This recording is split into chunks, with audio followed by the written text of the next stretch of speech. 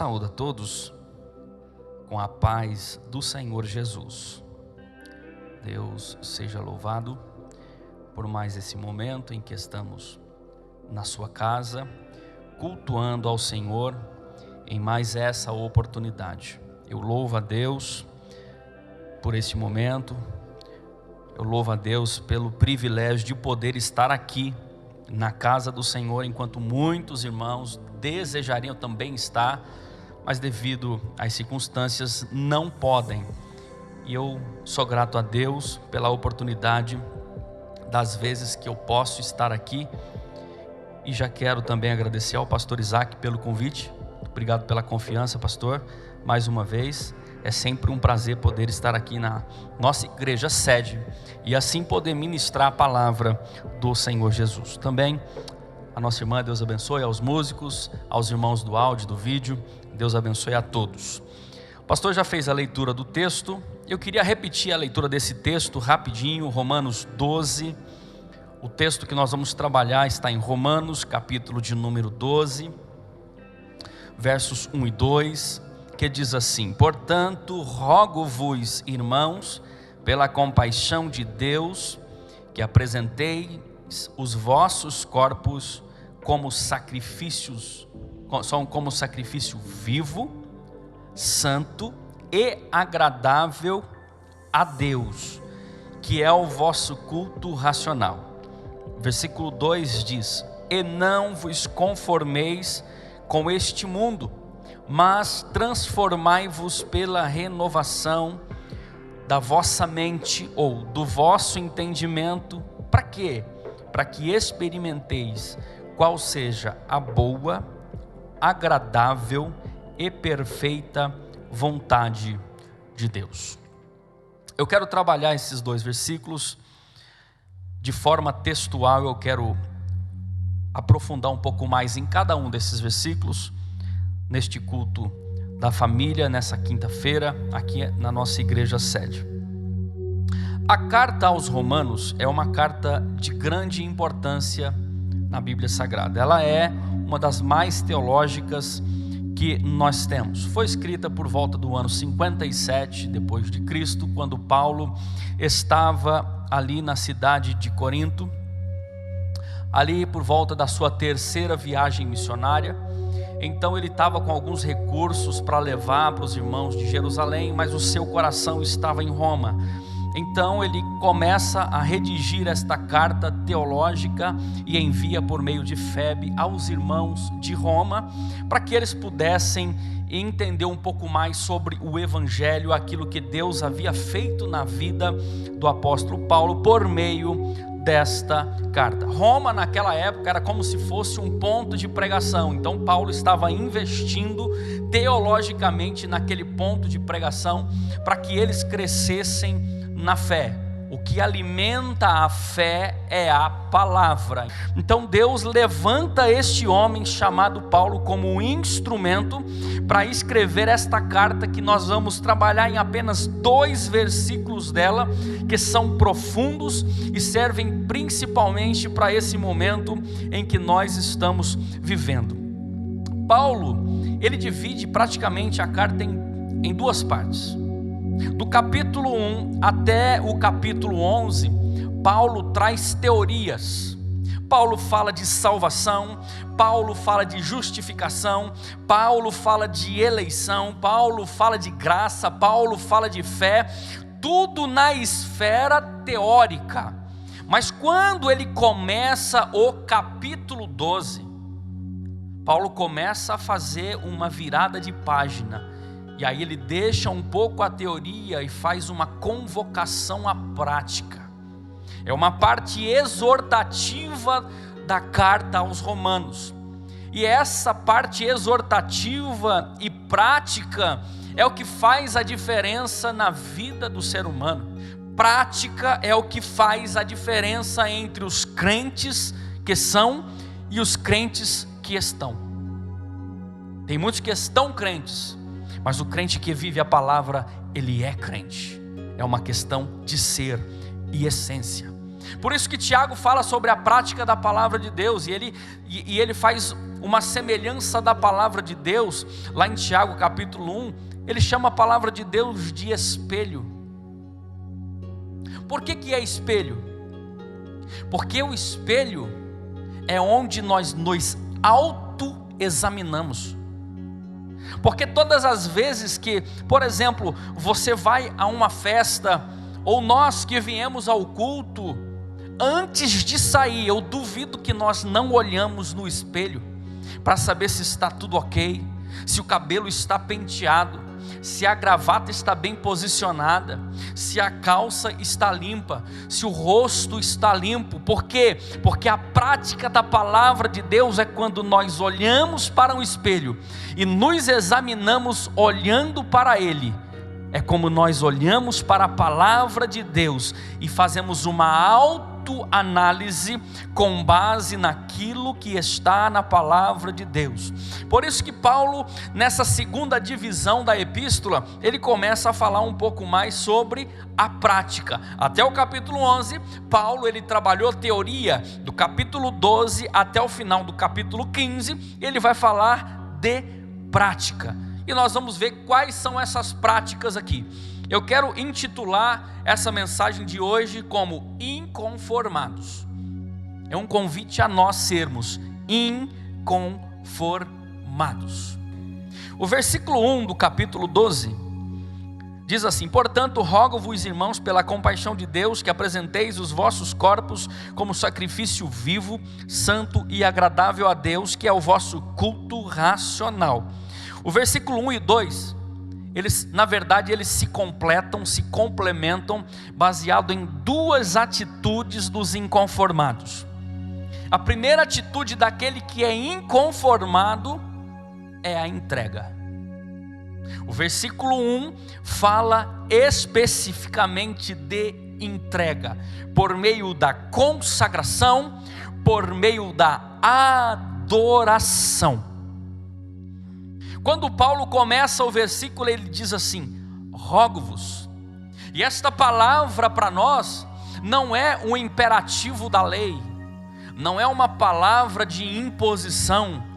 Paulo está explicitamente fazendo um apelo emocional, dizendo: eu imploro a vocês, eu rogo-vos. Para quê? Para que vocês apresentem. E aí eu quero parar um pouco aqui. Para eu apresentar algo a alguém, eu preciso me aproximar desse alguém.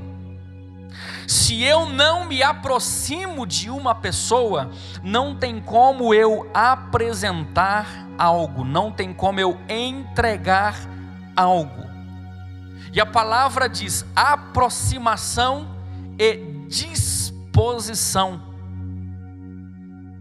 Quando Paulo diz assim: eu imploro para vocês, romanos, apresentem, ou seja, eu imploro para vocês, se aproximem e estejam dispostos, porque a vida de vocês não é mais de vocês. O pastor já mencionou isso aqui: não vivo mais eu, mas Cristo vive em mim. Entregar é algo voluntário, e quem se aproxima consegue, quem está distante não. Paulo está fazendo um apelo emocional, pedindo: se aproximem de Deus, porque é só se aproximando dele que vocês conseguirão entregar algo para ele. E o que é que a gente precisa entregar a Deus? Os vossos corpos. Note que é interessante porque Paulo está dizendo isso aqui.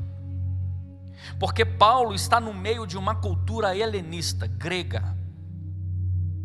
A Grécia, a cultura da Grécia havia dominado toda aquela região e a maioria dos povos.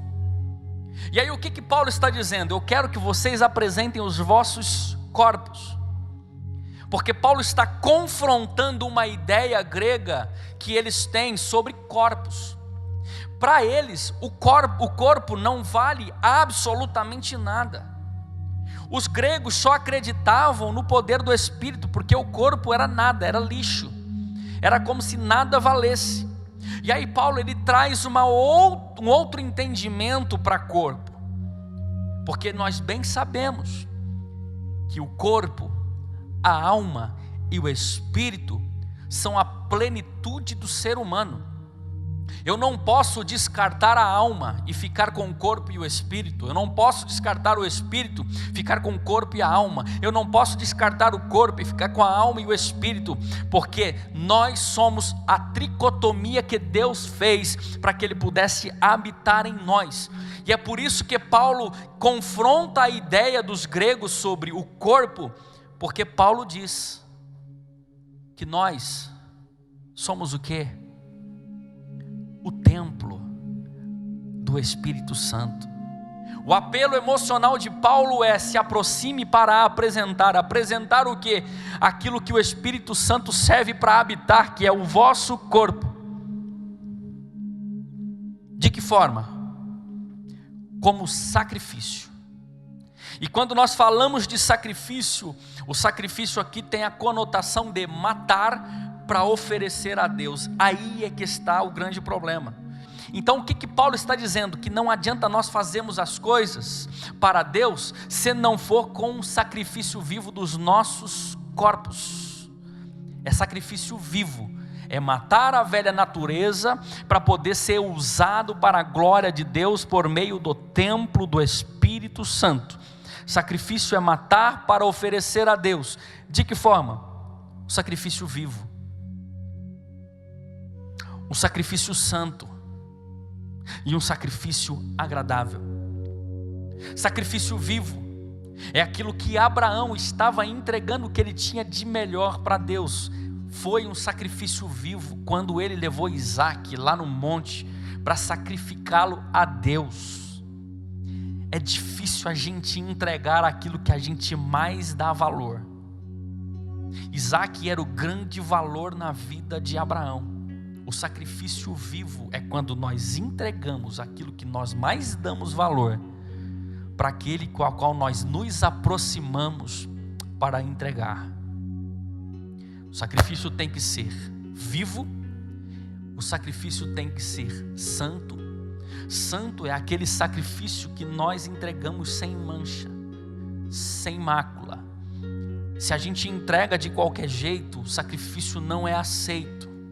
E o sacrifício tem que ser vivo, santo e agradável. Tem que agradar a Deus. É por isso que quando nós entregamos algo que agrada a Deus, aquilo chega nas narinas de Deus como um bom perfume, agrada a Deus. Então segue o meu raciocínio. Paulo está fazendo uma convocação na segunda parte da epístola aos Romanos, que ele começa a uma exortação à prática daquilo que ele vem ensinando até o capítulo 11. E o versículo 1 fala de entrega. Então ele começa fazendo um apelo emocional, dizendo: rogo-vos a que se aproximem de Deus para poder apresentar a Ele o que? Os vossos corpos, que é o templo do Espírito Santo. E essa entrega ela tem que ser de forma viva, santa e agradável. Por quê? Porque isso é o culto racional. Isso é um culto racional. E aí o que eu quero trazer aqui de lição desse primeiro versículo? É que existem dois tipos de culto. E eu quero que você aprenda, irmão, eu quero que você aprenda, irmã. Existe o culto racional e o culto cerimonial. Paulo está dizendo para que a gente sempre ofereça a Deus um culto racional, que é um culto onde nós nos aproximamos dEle, é um culto onde nós doamos para Ele tudo que nós temos, o que nós somos, de forma santa e de forma agradável, porque isso é culto racional. Pastor, me dá um exemplo de culto racional e um culto cerimonial. Eu vou no primeiro culto da Bíblia, quando Caim e Abel vão oferecer o quê? As ofertas. Caim chega com um culto cerimonial, ele foi porque precisava ir. Ele entregou porque ele achou que tinha que entregar alguma coisa, e qualquer coisa que ele pegasse, ele estaria cultuando. Mas Abel não. Abel foi com um culto racional. Ele sabia por que estava ali, ele sabia com quem ele se encontraria ali, ele sabia o porquê ele estava ali, e então ele foi preparado para entregar um culto a Deus que fosse racional. Paulo está nos convocando a uma prática no versículo 1, que é uma prática da entrega. Entrega do quê? De um culto, mas que seja um culto racional e não um culto cerimonial. E aí Paulo ele continua lá no versículo 2. Eu quero que você acompanhe comigo. Versículo 2 do capítulo 12 de Romanos diz assim: e não vos conformeis. Eu quero fazer uma pausa aqui. Muitos separam o versículo 1 do 2. Isso é errado, porque quando você começa o versículo 2, Paulo coloca uma letrinha, a letrinha E, é uma letra de junção. Paulo ainda não terminou o pensamento dele no versículo 1. Paulo vai continuar no versículo 2. Se no versículo 1 ele fala de entrega, agora Paulo vai falar algo um pouco mais profundo. Paulo vai falar de renúncia. Paulo começa solicitando que os romanos tenham a prática da palavra de Deus, e o primeiro pedido de Paulo é: aprendam a entregar o que vocês têm de melhor para Deus, por meio de um culto racional. O segundo pedido de Paulo para eles na prática é: além de entregar, vocês têm que aprender a renunciar. Paulo, como eu faço isso? Por meio da transformação. Eu só consigo me renunciar a algo se eu me transformo daquilo que eu sou hoje. E eu vou trabalhar esse texto com vocês, e até o final dessa mensagem todos nós vamos entender o que Paulo está dizendo aqui. Paulo diz assim: e não vos conformeis, o que significa conformar. A palavra conformar vem de uma outra palavra lá no grego, que significa modelo, padrão. É um padrão trabalhado de fora para dentro. É uma ação exterior. É algo que vai moldando aquela peça, aquela pessoa, de fora para dentro. É como se fosse o trabalhar dos pigmentos daquela parte externa de um camaleão. Ele vai mudando de cores conforme a situação. Isso é esquema, é um esquema que ele tem do lado de fora, que ele vai mudando as cores conforme a situação. Quem muda de cor conforme a situação está se conformando e está entrando numa estratégia que é a estratégia de Satanás, que é de moldar o ser humano, porque ele não consegue trabalhar de dentro para fora. O Satanás ele consegue trabalhar de fora para dentro, aí ele vai formando uma sociedade que vai moldando o ser humano naquilo que ele quer. Mas Paulo está dizendo assim: e não vos conformeis, ou seja, não tomem a forma que o diabo está trabalhando para fazer com que vocês sejam. Maravilha, Deus nos ajude. E o que é que forma esse exterior? Paulo continua: não vos conformeis com este mundo. Não é o mundo cosmos, não é o planeta Terra, não. Este mundo que Paulo está trabalhando é o tempo e sistema regido por Satanás. Nós não podemos nos conformar com este tempo e com este sistema que é regido por Satanás.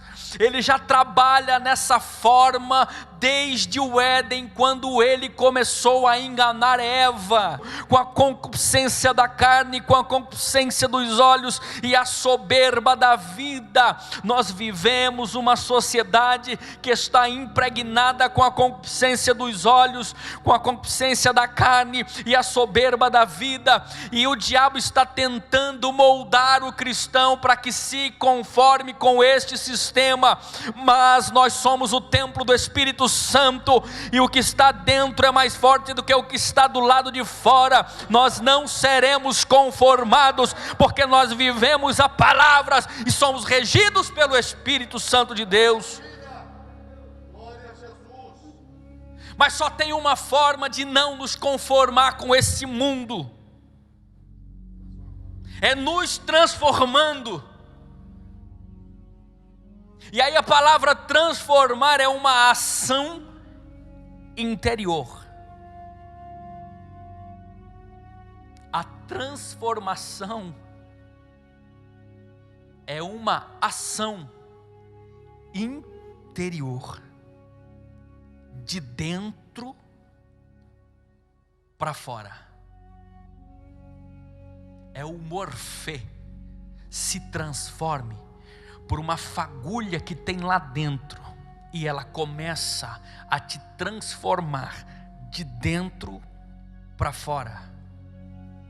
No começo é doloroso, no começo é difícil, mas se a lagarta não passa pelo processo, ela nunca vira uma borboleta. A transformação dói, a transformação demora, mas quando ela é concluída, o nome do Senhor é glorificado. Então entenda, meu querido, entenda, minha querida, se você não quiser se conformar com o mundo, você precisa se transformar em essência para com Deus.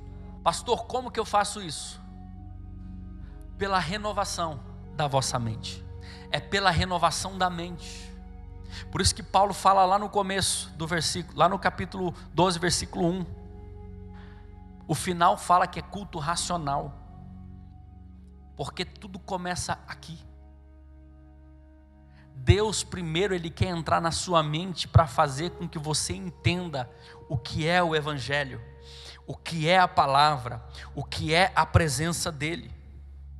Porque o que nós pensamos determina o que nós seremos. Eu vou repetir isso. O que nós pensamos determina o que nós seremos. Pare e pense comigo. Aquilo que você alimenta no seu pensamento vai te tornar em algo semelhante ao que você pensou. E é por isso que o apóstolo Paulo, ele faz a amarração dessas pontas em tudo que ele escreveu. Pastor, como é que eu faço então a renovação da minha mente? Filipenses 4:8. Quanto ao mais, irmãos, tudo que é verdadeiro, tudo que é honesto, tudo que é justo, tudo que é puro, tudo que é amável, tudo que é de boa fama, se há alguma virtude e se há algum louvor, nisso pensai. Tua mente tem que estar nas coisas do alto. Aquilo que nós conquistamos aqui é consequência do que nós trabalhamos lá. Então pense nas coisas do alto. Pode pensar, pode, mas não fica alimentando isso o dia inteiro. Começa a pensar nas coisas do alto. Começa a pensar na Bíblia Sagrada. Começa a pensar em Deus. Começa a pensar na obra. Começa a pensar em adoração. Começa a pensar em louvor. A tua mente será preenchida por aquilo que é do céu. E quando a tua mente é preenchida por aquilo que é do céu, você será transformado e não conformado. Por isso que tem uma frase, e eu encerro,